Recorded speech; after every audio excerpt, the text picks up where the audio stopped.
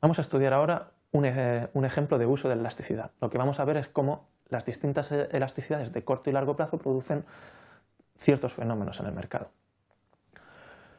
Vamos a estudiar de una forma muy simplificada el proceso de la burbuja inmobiliaria en España. Para ello lo que vamos a usar son las curvas de oferta y de demanda en el corto y en el largo plazo.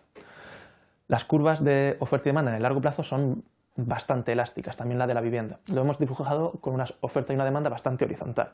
En cambio, en el corto plazo, la oferta y la demanda son mucho más inelásticas. Lo representamos aquí en azul con unas funciones mucho más verticales. Estas son funciones más verticales, significan que la cantidad de oferta o demanda va a responder poco ante las variaciones en el precio.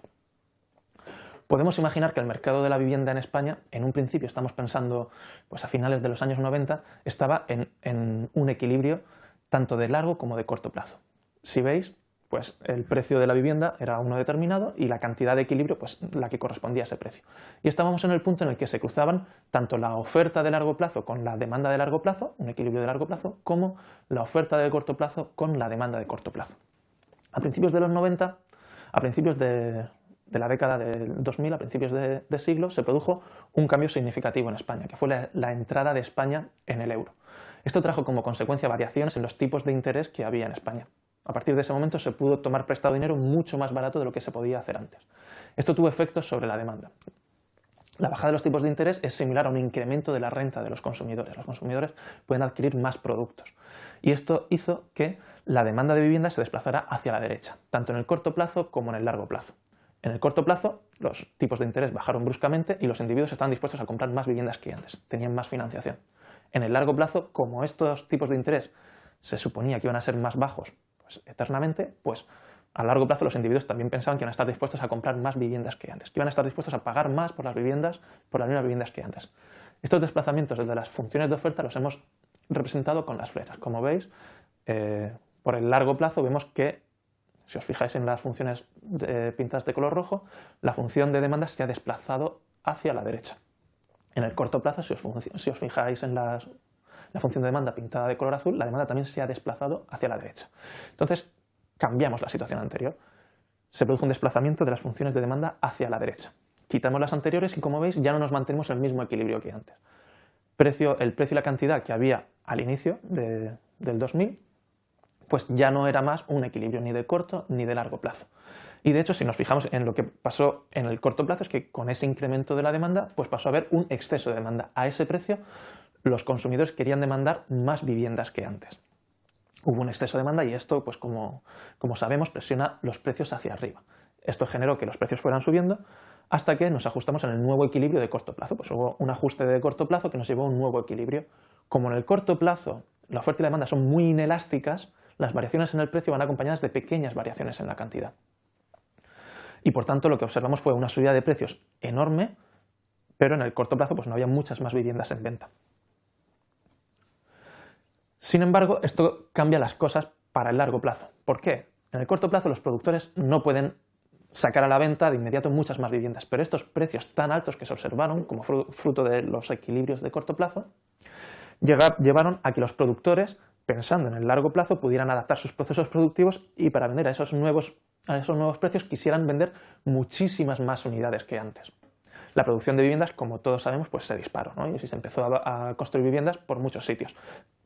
Pero estas viviendas iban a salir en el largo plazo, ¿no? Pensadas para el largo plazo. Sin embargo, a estos precios tan altos, la demanda tampoco iba a ser la misma que antes. A estos precios tan altos, cuando avance el tiempo, la demanda de largo plazo no va a estar dispuesta a adquirir tantas viviendas como se producen. De hecho, va a estar dispuesta a adquirir menos viviendas de las que se producían, de las que se estaba dispuesto a admitir en el corto plazo. Como consecuencia de esto, pues a esos precios se queda un gran exceso de producción sin vender. Hay un excedente de viviendas enorme, los productores en el largo plazo sacan al mercado muchísimas viviendas, los consumidores no están dispuestos a adquirir tantas viviendas y poco a poco lo que ocurre es que vamos a ir regresando al equilibrio de largo plazo. Conforme va avanzando el largo plazo, que es en lo que estamos, nos vamos moviendo hacia un nuevo equilibrio donde los precios de las viviendas tienden a bajar y la cantidad que van a hacer los productores va a disminuir. Bueno, esto es una historia muy sencilla de la burbuja inmobiliaria en la que tan solo hemos analizado el efecto que tuvieron la bajada de los tipos de interés sobre el mercado, ¿no? El efecto que tuvo la entrada de España en el euro a través de la bajada de los tipos de interés. Y esto tuvo efectos sobre las demandas y ofertas de corto y largo plazo, en función de sus distintas elasticidades. Pero en España ocurrieron muchísimos más fenómenos, ¿no? Alrededor del año 2000. Otros de los factores que no hemos introducido en nuestro análisis, pero que podríamos introducir viendo cómo afectan a oferta o a demanda, si les afectan en el corto o en el largo plazo, pues sería, por ejemplo, la fuerte llegada de población inmigrante que vivimos durante los primeros años del siglo y que afectó por dos lados. Por un lado afectó a la demanda, desplazando la demanda a la derecha, pero también afectó a la oferta, reduciendo los costes de producción, ya que esta población inmigrante pues, tenía unos sueldos más bajos que los de los trabajadores de aquí. Y esto incrementó también la oferta, ¿no? Un descenso en los costes de producción incrementa la oferta. Otros efectos que podríamos estudiar pues sería el cambio que hubo en los precios de las materias primas durante esos años, ¿no? Por ejemplo, el precio del cemento fue incrementándose. En fin, hay muchos otros aspectos que nos ayudarían a entender mejor el proceso de la burbuja inmobiliaria. Pero tan solo este de los tipos de interés nos cuenta una historia más o menos limpia que nos da una idea de cómo las distintas elasticidades de los productos pueden generar efectos en los mercados.